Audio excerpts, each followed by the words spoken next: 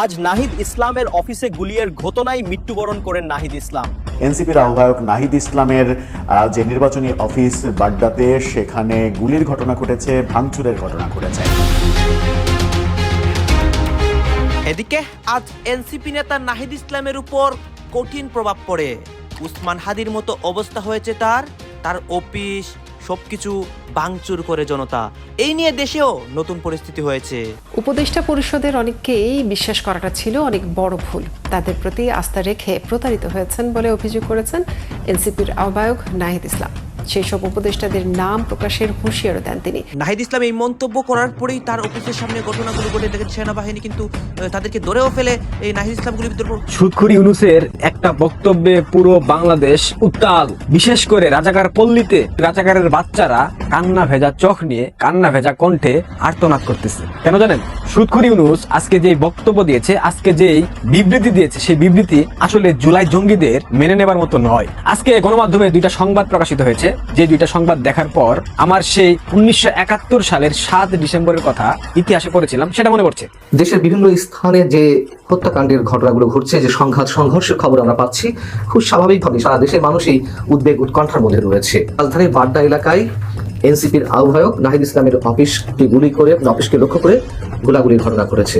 হ্যাঁ, এনসিপি নেতা নাহিদ ইসলামের অফিসে বিশাল একটি ঘটনা ঘটে। ভাঙচুর হয়, গোলাগুলির ঘটনাও হয়। এইদিকে দেশের মানুষ আবারও অবাক হয়ে যায়, যেইভাবে উসমান হাদির ঘটনাটি ঘটেছিল ঠিক সেইভাবে কিন্তু আজকে আরেকটি ঘটনা ঘটে। আপনারা সম্পূর্ণ ভিডিও দেখবেন। সর্বশেষ নাহিদ ইসলামের কি হয় এবং এই বিষয়কে কেন্দ্র করে অনেক চাঞ্চল্যকর তথ্য আসে। অন্যদিকে হাদি মামলার যে প্রধান আসামিগুলো রয়েছে, তারা কিন্তু এতদিন ধরাছোঁয়ার বাহিরে ছিল, তারাও কিন্তু আটক হয়। আপনারা সম্পূর্ণ ভিডিও দেখবেন। সর্বশেষ নাহিদ ইসলামের অবস্থা বা উসমান হাদি মামলার আসামিরা কি এর সাথে জড়িত কিনা এইটাও দেখতে পারবেন। আসুন আমরা কথা বাড়াচ্ছি না, আমরা সরাসরি ভিডিওর মূল আলোচনায় চলে যাচ্ছি। দর্শক, আজকে রাজধানীতে চাঞ্চল্যকর একটা ঘটনা ঘটেছে বলে খবর ছড়িয়ে পড়েছে, গণমাধ্যমে খবর ছড়িয়ে পড়েছে, সামাজিক যোগাযোগ মাধ্যমেও খবর ছড়িয়ে পড়েছে। সেই খবরটা হলো এনসিপির আহ্বায়ক নাহিদ ইসলামের যে নির্বাচনী অফিস বাড্ডাতে, সেখানে গুলির ঘটনা ঘটেছে, ভাঙচুরের ঘটনা ঘটেছে। এই খবরে চাঞ্চল্যের সৃষ্টি হয়েছে।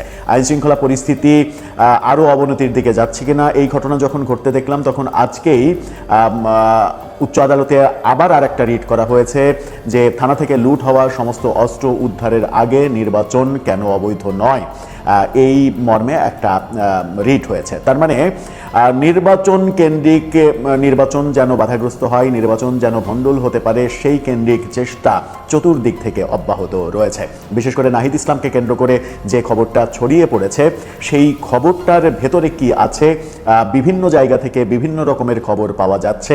এখন পর্যন্ত এনসিপির এই ব্যাপারে কোনো কার্যক্রম হাতে নিতে আমরা দেখিনি। সন্ধ্যার আগে এই ঘটনা ঘটেছে, কিন্তু এখন পর্যন্ত তারা নিশ্চুপ রয়েছে কেন, সেটাও একটা বড় প্রসঙ্গ। দৈনিক কালবেলা, যাই দিন, এই গণমাধ্যমগুলো নিশ্চিত করছে এই ঘটনা ঘটেছে। ভারতের এক সাংবাদিক বিকেল 5টার দিকে তার সামাজিক যোগাযোগ মাধ্যমে পোস্ট দিয়ে এই খবরটা নিশ্চিত করেছেন। ভারতীয় সাংবাদিকের কাছে খবরটা চলে গেল। বাংলাদেশের সংবাদ মাধ্যমগুলো, এক সংবাদ মাধ্যম এক রকম কথা বলছে। এর পেছনে কারণ কি, চলুন একটু জেনে দেখি এই ভিডিওতে। থাকবেন পলিটিক্স টিভির নিয়মিত আয়োজনে।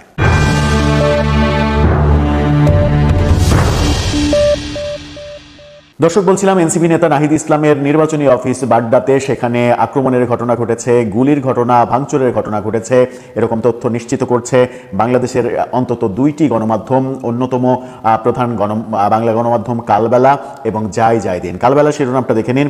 সেখানে বলা হচ্ছে নাহিদ ইসলামের রাজনৈতিক অফিসে গুলি, ভাঙচুর। এই খবর যখন কালবেলা দিচ্ছে, তখন অন্যদিকে যাই দিন বলছে এনসিপি আহ্বায়ক নাহিদ ইসলামের অফিসে গুলি বর্ষণ। এই দুটো খবর নিশ্চিত করছে যে ঘটনাটা ঘটেছে। কালবেলা বিস্তারিত খবরে বলছে যে আজকে এই ঘটনা ঘটে। এনসিপির মিডিয়া উপকমিটির প্রধান মাহবুব আলম বিষয়টি নিশ্চিত করেছেন। মিডিয়া কমিটির প্রধান মাহবুব আলম নাকি এই খবরটা নিশ্চিত করেছেন, সেটা কালবেলা দাবি করছে। তিনি বলেন, 38 নম্বর ওয়ার্ডে অবস্থিত আমাদের একটি সাংগঠনিক অফিসে গুলির ঘটনা ঘটেছে। কে বা কারা করেছে জানা যায়নি।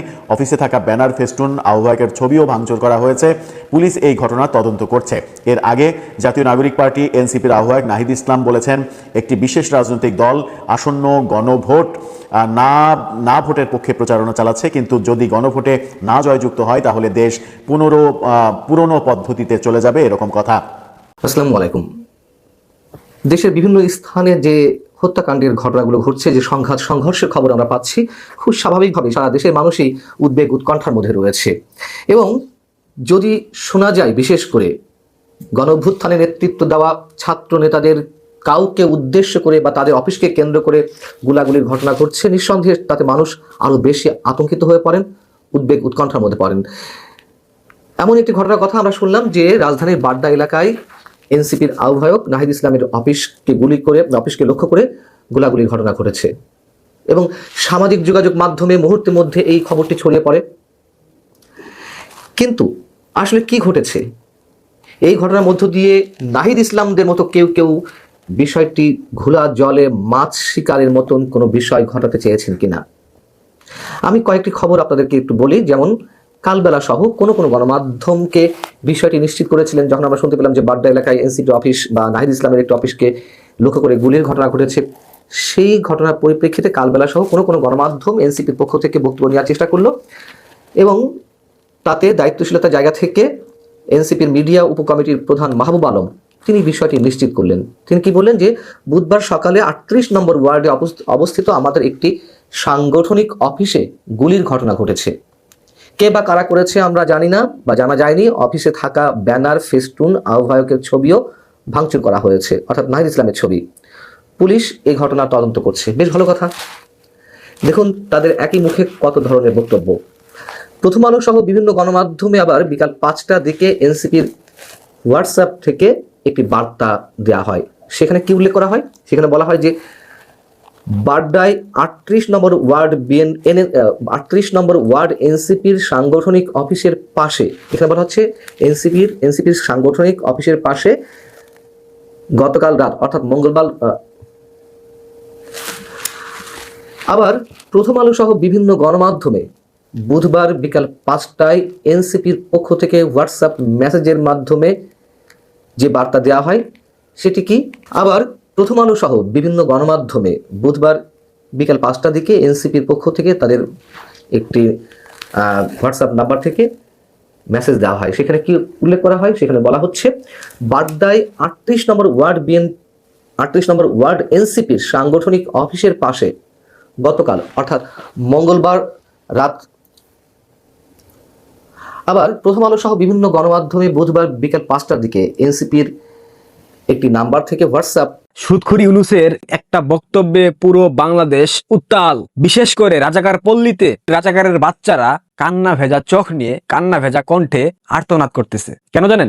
সুদখুরি ইউনূস আজকে যেই বক্তব্য দিয়েছে, আজকে যেই বিবৃতি দিয়েছে, সেই বিবৃতি আসলে জুলাই জঙ্গিদের মেনে নেবার মতো নয়। আজকে গণমাধ্যমে 2টা সংবাদ প্রকাশিত হয়েছে, যে 2টা সংবাদ দেখার পর আমার সেই 1971 সালের 7 ডিসেম্বরের কথা ইতিহাসে পড়েছিলাম, সেটা মনে পড়ছে। প্রথম সংবাদ, সুদখুর ইউনূস গণমাধ্যমে বলেছে আওয়ামী লীগ যদি ভুল স্বীকার করে সেক্ষেত্রে রিকনসিলিয়েশন সম্ভব। আমার প্রশ্ন হচ্ছে আওয়ামী লীগ কেন ভুল স্বীকার করবে? সুদখুর ইউনূস এবং তার বিহারি মহল্লার সকল কর্মী সমর্থকদেরকে আমার এই প্রশ্ন, আওয়ামী লীগ কেন ভুল স্বীকার করবে? আওয়ামী লীগের ভুল কি ছিল? প্রথমত, দল হিসেবে বাংলাদেশ আওয়ামী লীগের কোনো ভুল ছিল না, কিন্তু আওয়ামী লীগের মধ্যে কিছু বিশেষ শ্রেণীর নেতাকর্মী ছিল যাদের ভুল ছিল। অবশ্যই ভুল ছিল, এটা অস্বীকার করবার কোনো সুযোগ নাই। ভুলটা এরকম ছিল তারা ষড়যন্ত্র বুঝতে পারেনি, ভুলটা এরকম ছিল ষড়যন্ত্রকে তারা উপেক্ষা করেছে, ভুলটা এরকম ছিল সেই ষড়যন্ত্রে অনেকে হয়তো বা সমর্থন দিয়েছে। আওয়ামী লীগ পরিবারের অসংখ্য নেতাকর্মীর সন্তানরা এই জঙ্গি উত্থানে সমর্থন দিয়েছিল।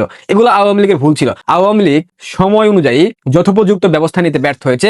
আওয়ামী লীগের ভুল ছিল ওয়াকারের মতো গাদ্দারকে বিশ্বাস করা। আওয়ামী লীগের ভুল ছিল মির্জাফর সেনাবাহিনীকে বিশ্বাস করা। এবং শেখ হাসিনার সব থেকে বড় ভুল ছিল সেনাবাহিনীর উপর দায়িত্ব অর্পণ করা। যদি আওয়ামী লীগের কর্মী সমর্থকরা মাঠে নেমে যেত 4 তারিখ রাত থেকে কিংবা 5 তারিখ সকালে, টোটালি ইম্পসিবল ছিল বাংলাদেশে এই অভ্যুত্থান হইতো না, এই জঙ্গি উত্থান হইতো না। সেনাবাহিনী 4 তারিখ পুলিশের উপর গুলি চালিয়েছিল। সেদিন বোঝা উচিত ছিল মিরপুরের সেই ঘটনার পর যে গভর্নমেন্টটা টিকতে পারবে না।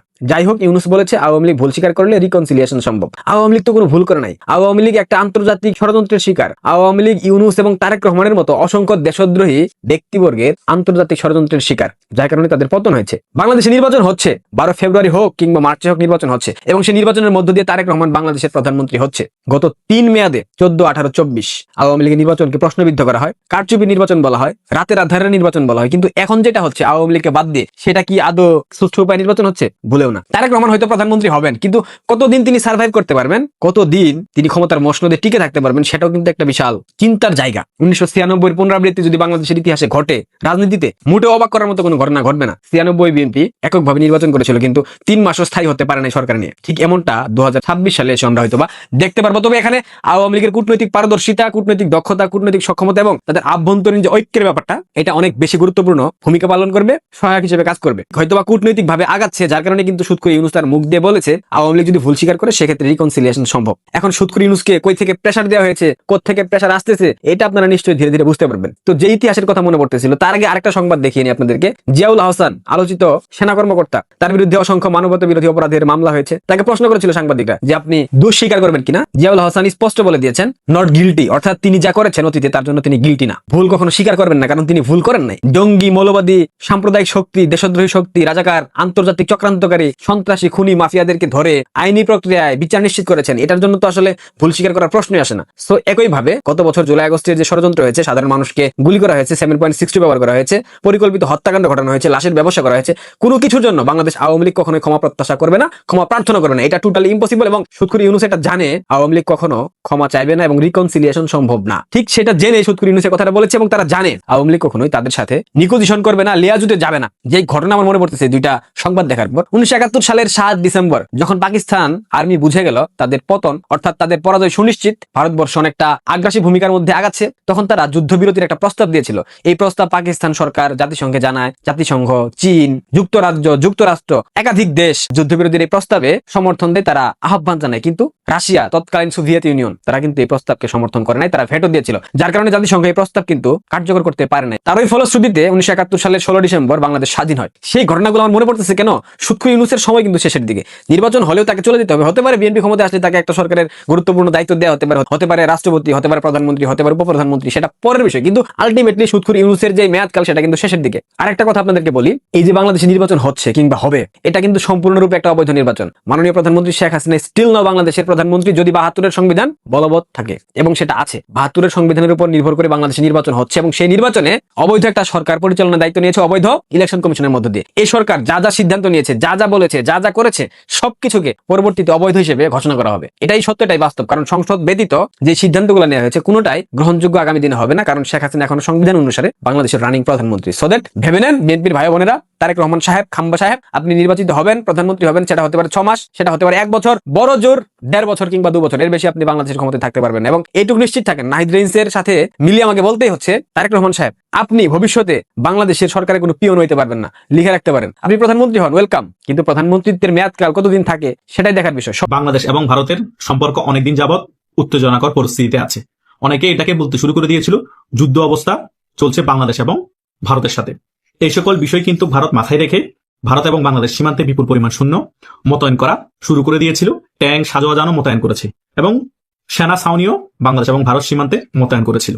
এখনো যে ভারত এবং বাংলাদেশের উত্তেজনাকর পরিস্থিতি একেবারে শিথিল হয়ে গিয়েছে তা বলবো না, কিন্তু এই পরিস্থিতিতেও গতকালকে ভারতের সেনাবাহিনীর প্রধান উপেন্দ্র দ্বিবেদী সংবাদ মাধ্যমে এসে কিছু গুরুত্বপূর্ণ ব্যাপার নিয়ে আলোচনা করে এবং বাংলাদেশ এবং ভারতের যে ভুল বোঝা পড়া হয়েছে সে সকল বিষয় তিনি খোলাসা করে। তিনি ক্লিয়ার করেই বলেন, বাংলাদেশ এবং ভারতের সামরিক বাহিনীর মধ্যে একটি চ্যানেল এখনো খোলা রয়েছে আলোচনার জন্য। আমরা চাইলে বসে আলোচনা করে এই সকল বিষয় সমাধান করতে পারি। এই সকল বিষয় মিডিয়াতে বলার কিছুক্ষণ পরেই কিন্তু ভারতের সেনাপ্রধান এবং বাংলাদেশ সেনাপ্রধানের মধ্যে টেলিফোনে গুরুত্বপূর্ণ আলোচনা হয়।